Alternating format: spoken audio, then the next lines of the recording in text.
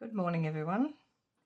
My name is Laura Stranks and I'm an independent Stampin' Up! Demonstrator here in Brisbane, Queensland, Australia. Thanks for joining me today.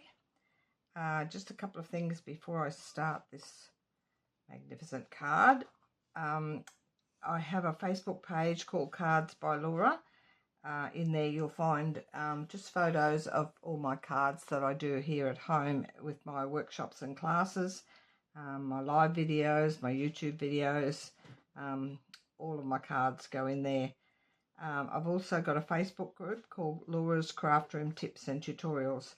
If you need the PDF for this card and lots more that I do on my YouTube channel, you'll find them in the Files tab in that group. If you aren't already a member in that group and you want to join, just be aware there are two questions that you need to answer. One is why you wish to join the group, and the other that you agree to the rules. If you don't see the questions on the device you're on, if you're on your phone and the questions don't appear, go to a different device, either your iPad or a laptop or PC. You need to answer the two questions to be part of the group. And if you're watching today for the first time, my YouTube channel is called Creative Gems. Love you to subscribe. And if you've been watching before, welcome back and thanks for joining me today. I'll just put that aside. This card I redesigned from one that I saw on Iced Images.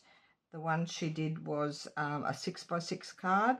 I wanted to do one that would fit, that we could just use our A4 standard cardstock instead of 12x12 cardstock. So I redesigned all the measurements. It's a little bit different. So as you can see, it still sits up the same. There is one less piece, which is the hinge at the back. We don't need the hinge. We can do it all in one. And I've just got a little writing panel on the back. So I shall get started. I'll show you all the pieces you will need. This is what I normally do. I've typed them all up for you. I'll just get my highlighter out so I can highlight off as we go to make sure I've got all the pieces ready.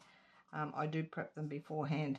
Some of these in the DSP I haven't cut yet because I want to show you how I did the cuts for them. So we'll start with the back pillar, which is the larger one. It's 10.5 by 5. That's in Mossy Meadow, and I'll show you the scoring in a minute. All the scoring and the instructions and all will be in the PDF in the Files tab in my large group. The center pillar, which is this one here, it's 7.5 by 5 inches, same color, and the front pillar is 4.5 by 5 inches. Same colour again. They're all in Mossy Meadow. The DSP strips, now I've called it Design 1 and Design 2. I'm going to use the back of the paper. I'm using the paper from this lovely, beautiful gallery 6x6. So you can get away with using 6x6 paper for this card. There's lots of lovely patterns in this. It's one of the new ones coming up in the annual catalogue. Lots of pretty papers in there. So I've chosen this one today, but I do have to cut it down a little bit. I've left it as 6x6 so I can show you how I do the cuts. These are all the cuts here. The full amount with all those added up, these are for the wider strips, 4 7/8 by, oh no, sorry, these are for the narrower strips, the main pattern, which is those ones that are sitting along the front. That's those there, and the total size of the piece you need is 4 7/8 by 3 3/8. So I'll show you how to cut those in a minute. The other one, which I'm going to use the back of, is that one there. It's Design 2, and all the strips are 4 7/8 by 7/8. I'll need 6 of those. And the total size of the DSP would be, because I'll cut it down before I start, 4 7/8 by 5 1/4. My back piece of DSP, so you will need 3 sheets altogether. There's 4 in a pack, so you easily get away with it. The DSP I've chosen to put on the back just to give it a little bit more detail on the back. It's 4 3/4 by 3 3/4. I didn't choose that pattern. I chose the more muted pattern for that. The back writing panel, these are basic beige because it went nicely with the colours of the card. I've got that deckled frame die in the smaller one and the mossy meadow in the larger one, and I'm going to put those. They'd been die cut with the deckled rectangles. So you can choose whatever size you like on the back. You can leave the DSP off and just do a full back with the writing panel if you wish, and then maybe stamp it as well. And then I didn't highlight anything because I've got all the pieces. We don't need that. And scrap cardstock for my greeting and decorations, which I've chosen these two here. I'm just going to cut that back piece in half and spread it so it ends up with a little bit of detail on the ends. That's those two. The stamp set I chose for my greeting was this little happy birthday here, and I also used the die which was part of the birdhouse die. It's one of the dies out of that birdhouse suite, so I chose that as my something a little bit different shape. And I'm going to put some of these embellishments on, which are antique pearls. They're carrying over into the annual catalogue. They were in the mini catalogue that's about to retire. So that's all the pieces you will need. I'll put that aside and we'll do some scoring first. So on the one on Iced Images, she had it 12 by 6, I think it was. But if I scaled it down to the 10.5, I added the extra ½ inch so we didn't have to do a hinge thing to join it together. And that's how I worked that out. So we shall put this here. We'll get it up the right way for a start. And we're scoring this one at 1 inch. I think I'm on camera. 1 inch. Whoops, and I just cut it. Oh dear, dear, dear. I knew I'd do that. I'll just get another piece out so we can get that correct for you. I'm always telling myself cut, don't score, and that's why I have my cutting blade at the bottom. So I don't cut, and I just cut. So we'll just do that one again. I'll put that aside. There's big panels on there that I can use for something else. 10.5 by 5. We shall go this way. We'll do the 5 first. This is showing you how to cut it properly. 5 by 10.5. Just a little hiccup to start. And then we'll do the scoring. And we'll score this time instead of cut. So we'll go 1 inch, cutting blade right down the bottom. 1 inch, 5 inches, which is over there. I'll need the arm out again. 5 inches, 6 inches, and 10 inches. And that leaves you the little ½ inch tab down the side to join your column together. So that's that one. And then the middle one, the centre pillar, it is 1 inch. We'll go this way. I've already scored these. 1 inch, which is there. 3.5, which is that one there. 4.5. And 7, which leaves you the little ½ inch tab on the end to join it together. Whoops, trying it on the floor. And then the front pillar is on the short side. Make sure you've got the short side at the top on this one. All those were the long side, and we've got 1 inch. So it's the 4.5. It's the 4.5 inch side at the top. 1 inch, 2 inch, 3 inch, and 4 inch, and that leaves you the little 1/2 inch tab on the end of that one as well. So that's all the scoring we need to do. We'll do a little bit of cutting later. So we can fold all of these, and I'll burnish as I go, all nice and straight, all into, well, it depends, it'll be a mountain fold when you put it together, because they're all going to go this way, like so, to make you the column. We'll put all those together in a minute. So we've got this one. I'm doing them into valley, folding them this way, but when you put it together it'll be a mountain fold. Making them nice and straight down these edges as well. And that one will go together like so. I'm going to use tear and tape on all of these, and a little bit of liquid glue, because it makes it, gives it a little bit more strength to hold it all together. But I do like tear and tape for boxes and 3D projects. I'm going to trim notch the tabs as well. Now I'm going to put tear and tape on all of those 1/2 inch tabs on the ends of each. We can assemble this, I found, and the same with the iced images, found it easier to put the strips on later than, because sometimes you would decorate, but to get the patterns in the right direction without causing too much stress, it's easier to do them. Put the DSP strips on after you've assembled it.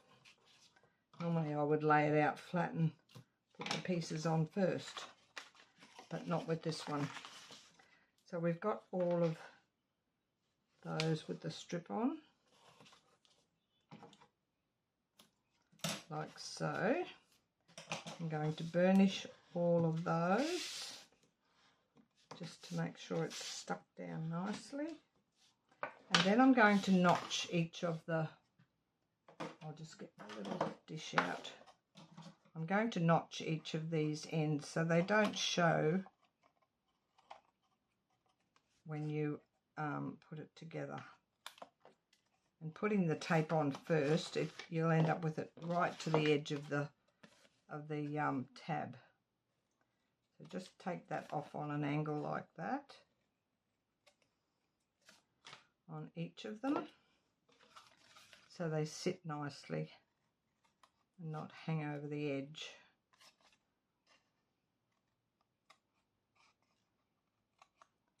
Right to that score line. That's those.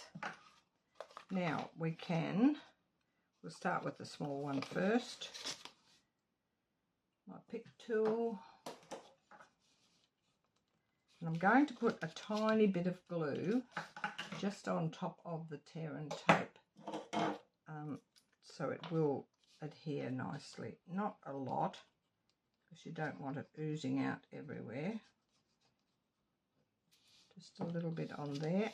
And all I did was, you could do it either way. You could do it that way, which I find it hard to hold the little 1/2 inch tab. But if you go this way, where you fold to the next score line across, bring this one over, line up your edges there, and give it a press down like so, and you'll end up with that little pillar like so. And then the same with this one. Pick tool, a little bit of glue, not too much, just to make sure it does secure down nicely. We'll flip that over. This one comes across and this one comes down on top. Give it a good press, and that will end up a rectangle this time, not a square. And this one will be a larger rectangle. Take that bit off.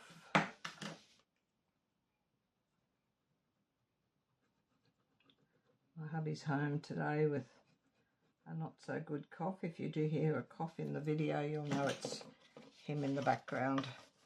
out in the lounge room there. So fold that on the second score line across and push that down. Give it a nice press. So you'll end up, and I've got a little bit of overhang there, which I'm going to trim off, like so. I'll do it this way so I get, it's just where you, sometimes you score and it's not perfectly on the line. That one's perfect now. This one didn't have, it's pretty good. I'll leave that one. And this one, wherever the, over this way, just a fraction on that one, just to neaten them up so they don't cause a bulk. If you've got a little bit of excess, it's better to pull them, cut them off before you put it together. So that's those trimmed all nicely. So I'm going to put that exposed edge to the back, and this one here will go to the back where we find it's that neat, I can't even see it. So that one's going to sit on there, and this one's going to sit on here with all the score lines to the, all the raw edge lines to the back. That's how it's going to sit. Now what I did with this back one, I measured, I sat this on here because it's a little bit different to the one on the iced images, because it's not, how would you say, it's not exactly the same measurements. I'm going to measure this here. I'm just going to put a little, I've eyeballed that side and that side. It's pretty close. You could measure if you wish, but I find it easier to do it this way. I'm just going to put a little pencil mark there, and there, there, and there. And then I'm going to put glue on the back of this, like so.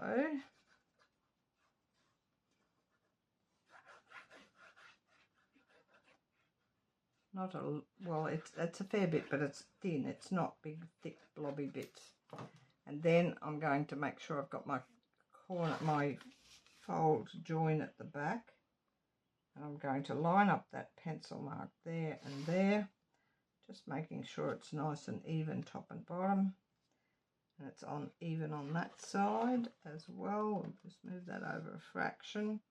I think that's pretty close. And then I'm going to push it down. Make sure it's level along the bottoms, and then just press that down. Just move that over a fraction. Whoops. The beauty of liquid glue, you can wiggle it around a bit. That's better. Give it a good press down. And then when you flap it up, it's all nice and even there. So when you fold it, when you fold the card flat, this one is going to flap that way, and then my top one is going to go across the other way, and it'll work itself. Now I'm going to do this top one the same. I can lay that flat. Everything can go flat. Actually, I'll rub out that little pencil mark there, I can see. And there, it's just on the edges, can't see those ones as much. And now this one here, I've got my crease to the back, and it's going to go that way, so I want the crease on that side. I've got my cut line on this side because when I fold it this way, it's going to end up underneath, if that makes sense. So I'm just going to, I'm going between these two score lines, and I'm just eyeballing that, like so. And with my pencil, you could go ahead and measure these if you wish. I'm going to go there and there. It's easy enough to hold it there. Now I've got my cut line down that side, and it's going to sit like so. So I want glue on the back of that piece there.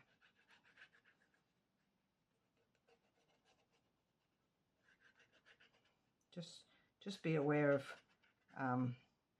where your cut line is at the back there.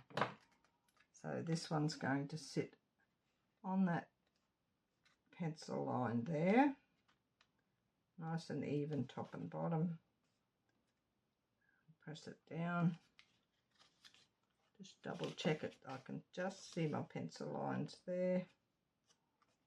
Push that down flat.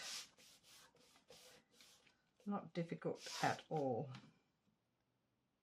While your glue is still sticky, you can move it around. I can't even see my pencil lines, so I've got them down in under that, so that's good.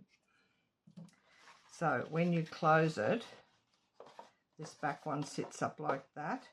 This center one's going to go to the left that way, and this other one is going to go to the right across this way. I've folded it, and that's the size of your card, which is, it'll fit in a, it's 5 1/4, so it'll fit 5 1/2 by 5 1/2 envelope when you're, if you need an envelope for it. It's just a better, I think it's just a better size for if you don't use a lot of 12 by 12, or you haven't got 12 by 12 cardstock. It's much better. So that's the main part of the box. Now the cutting of the DSP, I'll show you that. It's quite easy if you follow the measurements. Now this one here, I'm not too worried about which way I cut it. I'll just get this, and I've got on my instructions the size of each strip, and I've also got the total size of the strip, which is 4 7/8. Oh no, not that one, down here. I'll do this one first. It's 4 7/8 by 5 1/4. 5 1/4 is how much you need across this way. 4 7/8 is the height. So I'm just going to cut it down to 4 7/8 first. And because it's just a modelly pattern, I'm not particularly worried which side I take off. And this way here, for all the strips, I need 5 1/4. I've added up all the strips total to give me that width. And then they're going to all be cut into 7/8 inch. We can start on this side. Now I'm going to keep them in order. You don't have to if it's a pattern like this so much, but if it's a pattern that stands out, you do need to keep them in order. I'll just move all that into the road, and we want 6 7/8 inch strips. And if I've worked out my calculations correctly, we shall get 6 out of this piece at 7/8 inch wide. 3, 4. I usually have all this cut for you and just show you how to assemble, but I wanted to show you how I worked it all out. So there's, and that one, last one is 7/8 as well.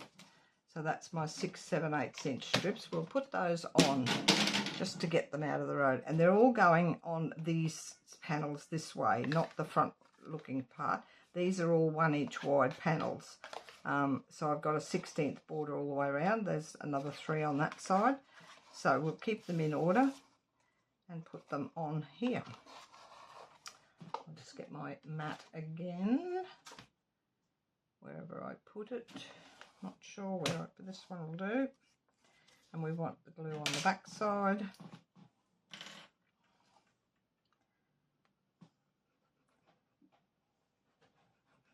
I don't edit my videos, so you'll just have to watch me glue them all on. Time to get yourself a cuppa, and they're going down on this section here. They got that little 1/16 border all the way around. I noticed on my first sample one, my front one is not very straight. I noticed it after, when I went to take a photo, how crooked it was, but it was too late to pull it up. I didn't want to wreck it, so hopefully no one will notice it. Only that I've pointed it out.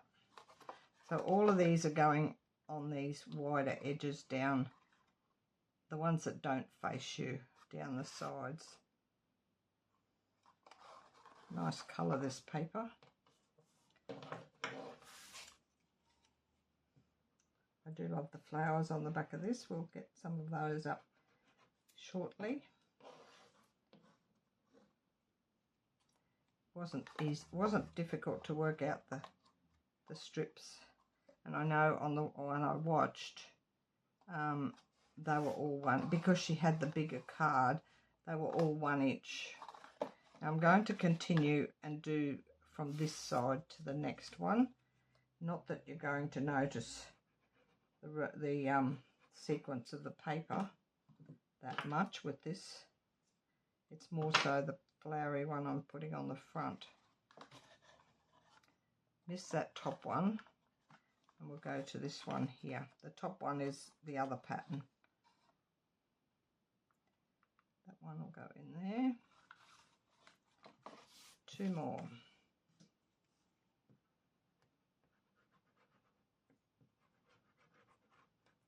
I don't know where hubby got his flu from. He brought it home from somewhere, but he doesn't normally get sick very often. And he went to golf this morning, but it started to rain on his way down there, so he turned around and came home. And it's not like him to not go to golf, so he must be really crook. I think he also said when he got back, he said it was raining. I didn't want to get wet and make it worse, because he was a bit crook yesterday. So that's all of those on. It's looking nice already, like so. And then this one here, we want this pattern showing.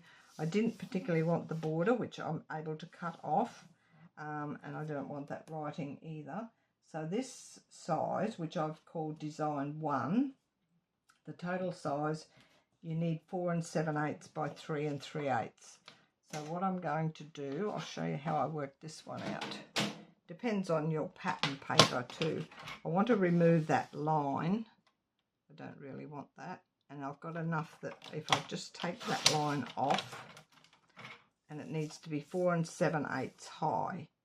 So if I go to there, it will remove that writing at the bottom as well. And then this way across here, we need, and I'll explain all the measurements, it needs to be 3 3/8 wide. So what I'm going to do, I want to remove that line on that side, so I'll just take it off first, and then it needs to be 3 3/8, which is there. It doesn't seem a really big piece. I think I'll take more of this pattern here than this over here, because that's got a lot of blank there. So I want 3 3/8 width. Just double check that so I don't muck it up. 3 3/8 that side. So that's going to be my pattern on the front. Now this piece, and I'm going to cut from this side because I want them across that way, and I've listed them all here. We want 2 5/8 first. 4 and 1 is 5/8. 2 of those. 1. Make sure I'm exactly right. 2 5/8, and keep these in order definitely. And then 1 7/8, which is over there. That's that top one. That will be the top one up here. So we've got a 5/8, a 5/8, a 7/8 on the top, and then 2 more at 5/8.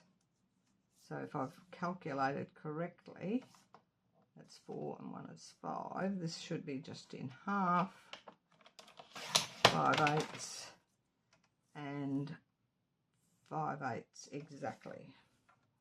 So that's the pieces you'll need for that. I'll just put those in order up there and move the trimmer out of the road, so we get them all in order. So I'm going to start on this left side with this first one. Flip it over. Almost done. I hope you found this quite simple to do. I know I did once I got all the measurements in the right order. These colours go lovely together. And it's more of a vanilla. It says it's basic beige on the back of the paper. So I went with the basic beige even for my writing panel. I haven't put any white on it. I think that's more of a creamy colour in the background there as well. This one's going on here. Just make sure you've kept them in the right order. So that's there. Just a tiny little border around each one because I wanted to pick up the pattern more so than the border on it. And then this larger one, which ended up with some lovely flowers across it, is the centre pop-up right in the middle at the front.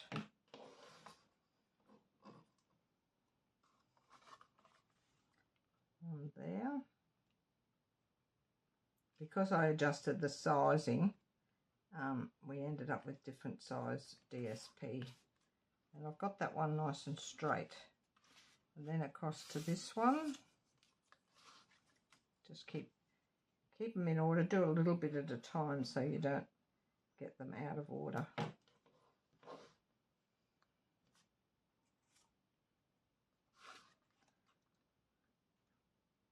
Just slot that in there. And the last one. I think it goes that way. Yes. You can even match it up if you're not sure if it's been flipped around. It's the beauty of cutting it all in one piece. Make sure I haven't flipped it again.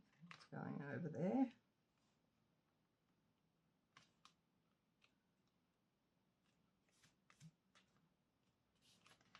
And that is that.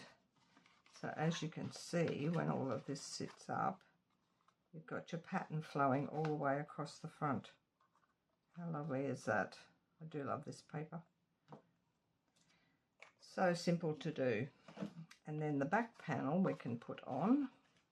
We can lay that flat again. I shall put that on the front. These two just going flat. I'm not stamping any greetings on this because it's not a very big writing space. I've done it in the basic beige to line up with all the other patterns, all the other colours. And they're just two deckled frames, deckled rectangles in variegated sizes. Put that one at the back. I could have gone for the bigger basic beige one, but I just wanted a little bit more detail on the back. So putting a frame around it makes it look nice. It's enough writing space for me. I'm not a big storyteller when I write on a card. Shame to cover up that piece. But I thought if it's going to get covered mostly with the two frames on the front, so it wasn't much point in putting it the other way. Make sure I've got this the right way, which is that way and this way. And you've got a little 1/8 inch border all the way around this one. And that is the front, the back I should say.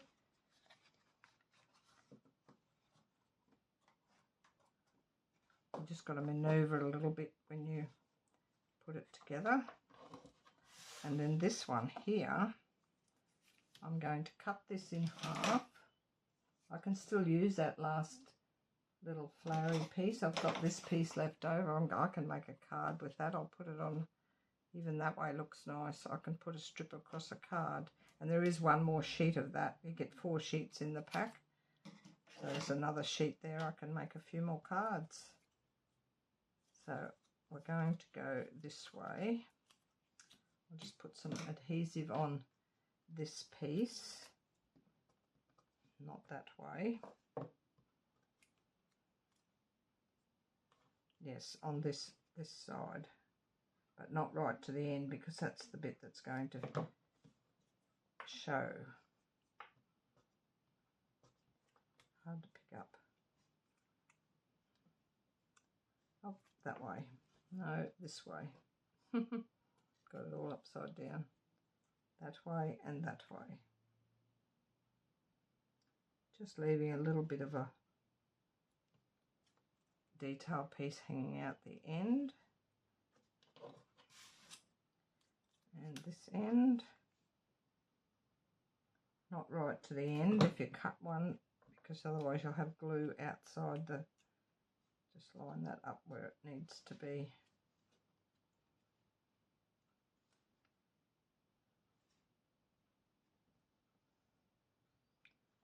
I get it straight and even on both ends. It's pretty right.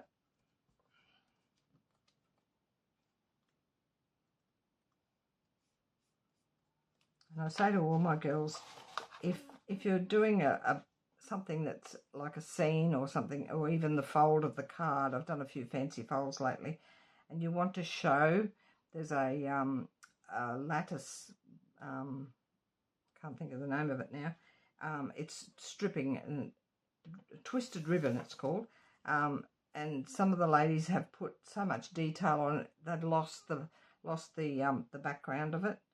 So if you're doing something like this, just keep your greeting minimal. I'm going to put this flat on the center, just a little bit there in the center and in there. We can lay that flat and even on both sides.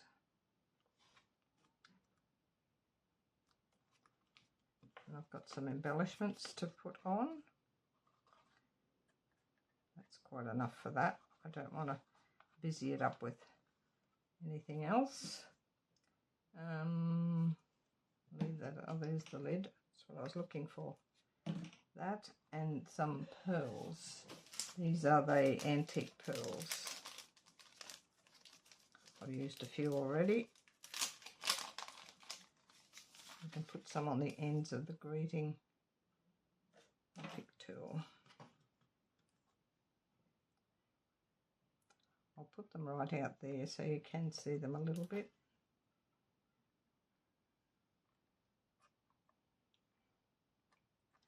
And one in the middle. I can lay it flat, would be easier, Laura. There we go. Actually, I might put some little ones down. I'll do them on the tiny ones here. I'll just put a couple here and there on this.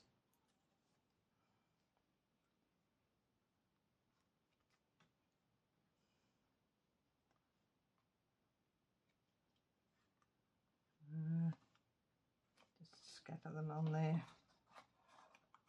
That will do. Laura loves her embellishments. Scatter them everywhere. And then when we push it all back to where it should be, and it stands up like so. Very pretty. And that's my sample one. Totally different colours. I hope you like that. Thanks for watching today, and I hope you all have a lovely week. If you like what I do, give me the thumbs up, and if you haven't subscribed, I'd love you to do so. And I shall catch you all again next Monday at 9 AM. Bye for now.